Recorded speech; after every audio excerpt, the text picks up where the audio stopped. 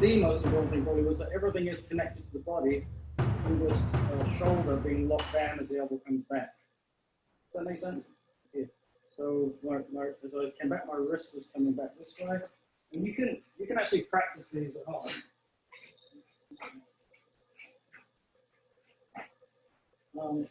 Imagine if I tied a belt to a doorknob. I'll be the doorknob. Let's hold it. So as I'm pulling my hand back,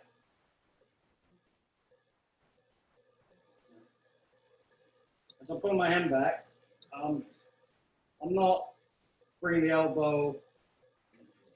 I'm not bringing the elbow this way, and I'm not letting my hand go this way, because then that happens. So it's the opposite. The feeling is wrist is focused, good start, elbow down, and that way. Does that make sense? This is really important for the application because when you go, the reason I go down, I mean, I could be, there are different strikes and things where you hit over the guard and go down. But also, the thing about Nukite is it's very narrow. So it tends to be able to go through things. But when I go here, I need to have my hand down. On the way back, it's going to come back. This is one very simple example. That makes sense? So, so the way we practice Sanchin is exactly the same thing. The closed fist and Shisochin, we showed the open hand. We also did the dropping exercise, and that we saw in here. It's up, and down. So in the Jumyundo, we just did it stationary, up, down, and in the Shisochin, we go up, down with a step back. And by the way, this movement, a lot of us have been in this kata a long time. This movement is, I'm not trying to pull anything back. If I try to pull something back, this happens. I get smashed. I'm not trying to pull anything back. The reason the hands open then closed, if you want the real basic way, is because I come over the top of control. And then the reason I step back is so I can put my weight down. Can I see that? That is why the next movement is at 45 degrees, because when you drop correctly, the person will not be in front of you. That makes sense? And if you start getting the movements, the opening movements, using them together, then I'll come through this way. My down will be that way. When I'm in this position, I'm going to bring my arms together. It looks like I'm bringing my palms together. What I'm really doing is trying to bring my whole inner forearm together this way, and from the lats in the back. So it's not hands together, it's forearms together. That's because when we're in positions like this, it's my whole forearm. I don't know, can you see? When I'm getting this position, and my whole forearm is coming in, my elbow has to be in the center of the body, so I have control. So it's not just my hand trying to catch. But, in. But this position in Sanchin, in. Forearms in together.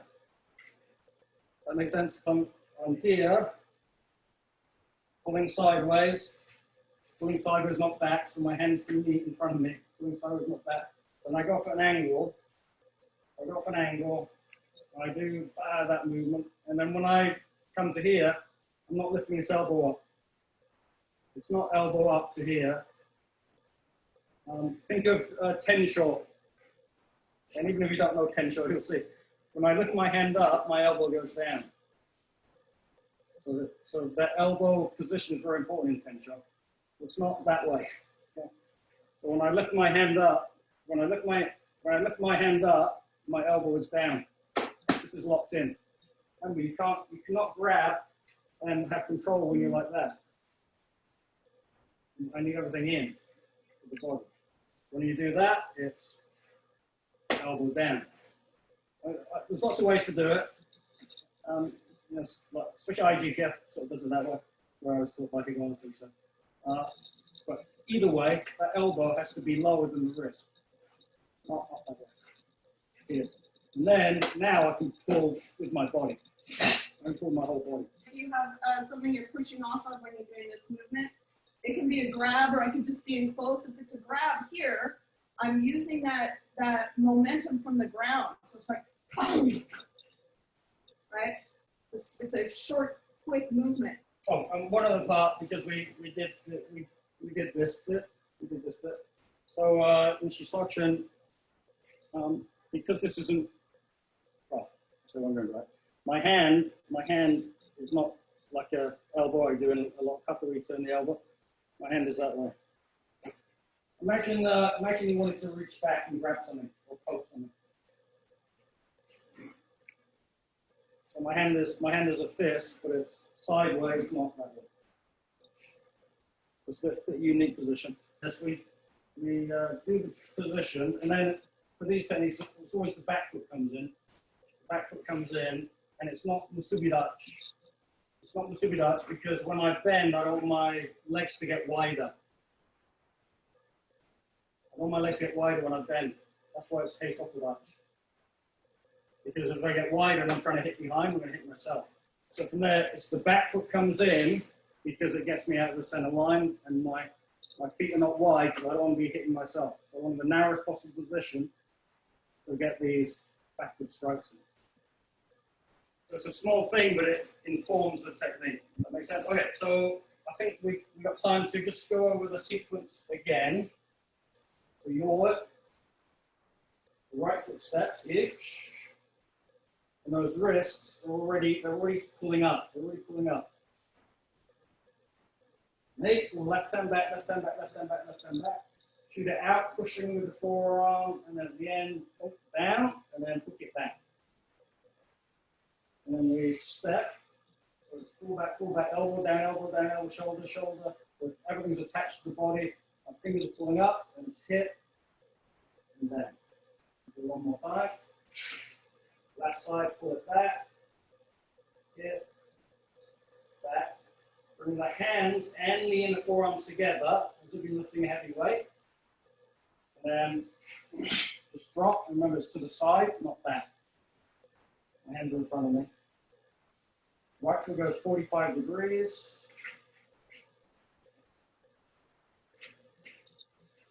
This hand comes up, but the elbow doesn't come up. Hand comes up, elbow down, potential.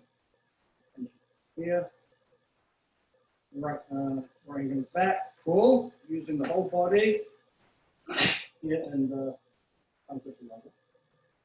Then we do it on the left leg step,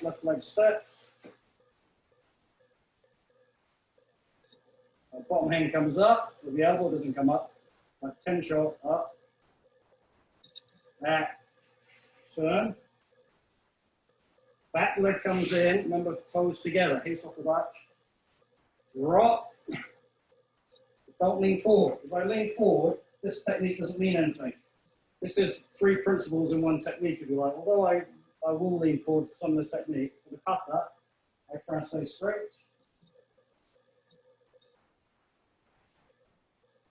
That makes sense? Okay, let's just do it one more time. Try it one more time. Ready? So your each forward. Make full hand back, wrists, fingers pulling up towards your shoulder.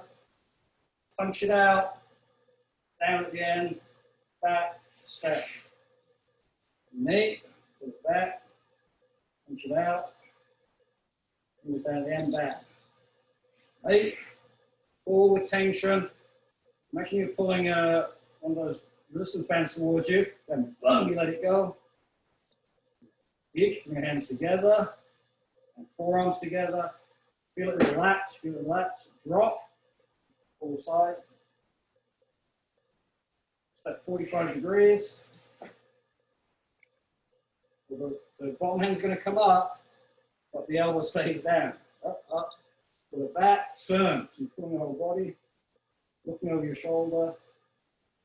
Right, step again. Bottom hand comes up, but not the shoulder or elbow. Bring it back.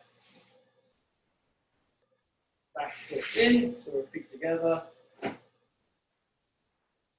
And the top hand, remember, is palm facing down. We've got a few minutes left. Does anyone have a specific question about Shisochin kata? Question to say. When we have the open hand, what's the position of the fingers? You mean, okay, so don't do that. Okay. You don't need to do that either. Just lock the fingers straight. So the most important is actually the thumb. Okay. Yeah, there's different ways to hit with the fingers, and some people do it open, some people do it like really closed. Mm-hmm. So I would just be think about your fingers. Each finger is a spike. Okay. Right. Thanks, Sensei. Hi, so on the step through before the hand movements, do you bring your feet together or do you cut through halfway? Good question. Okay, we had a similar question about Shisochin. So I'll show you. So I start here, and what I'm not going to do is sort of do a step like that. Often the reason we bring the feet in is so we can bring the transfer the weight easily. So as I come in, I don't necessarily need to bring my foot all the way in, or I might teach that to someone I'm instructing the kata in the early stage of the kata. So really, it's going to be a natural, like a C shape. I do that, and same thing here. Doesn't need to come all the way in. It'll come in a little bit like a C shape.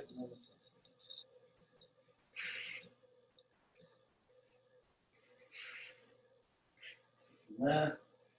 Doesn't need to come all the way in. Again, I might instruct that if someone's having a hard time with the angles and things, but eventually it's just a C shape here. And if you watch the way Sensei Michelle does that, she's not even thinking about stepping anymore. It's all driven by the hip. Just that.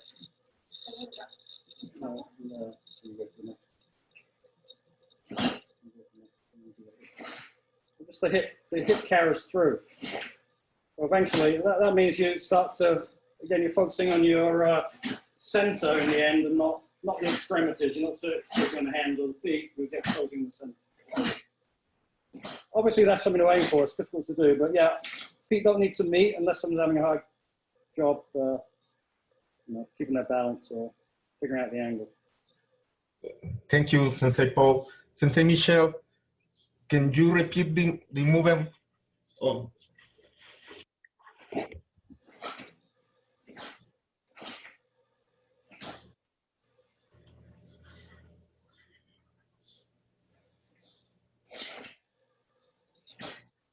Really fast. Yeah. Beautiful. Thank you. Well, Beautiful.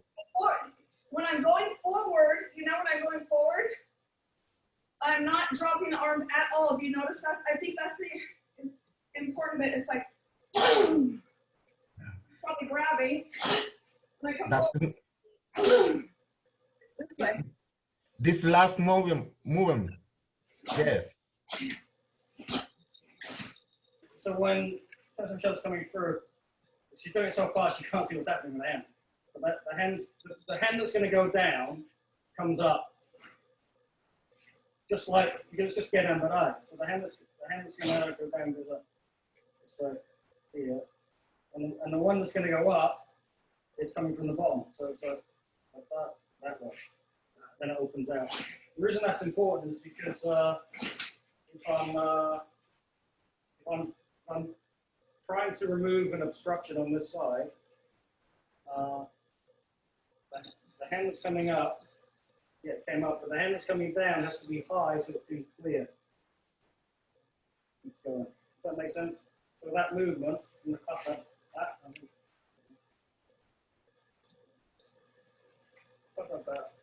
So it's clear, and this keeps going. And then now that follows the kata because when they do that, they give themselves into the armbar, which is exactly like kata. That's why there's so much pressure. And